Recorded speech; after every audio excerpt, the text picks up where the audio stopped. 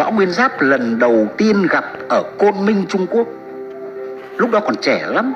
Phạm Văn Đồng dẫn sang gặp bác, mà bác nghĩ ngay là con người này rồi nhất định sẽ phải cầm quân suốt đời. Nó dường như có cái gì thiên bẩm trời cho về cái năng khiếu quân sự, bác nhìn ra đấy. Bác chọn người rất đúng các đồng chí. Thế mà khi phong hàm đại tướng ấy, rồi tiến ra bận Điện Biên Phủ, bác cho toàn quyền, tướng quân tại ngoại cơ, ngoài biên ải toàn quyền. Chắc thắng thì mới đánh, có chắc thắng mới đánh, chưa chắc thắng chưa nổ súng.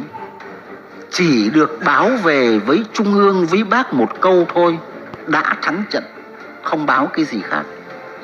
Cho nên đại tướng ra mặt trận, thức trắng 12 ngày đêm, 12 đêm lập lại toàn bộ trận địa theo cách đánh của mình thì mới thắng được.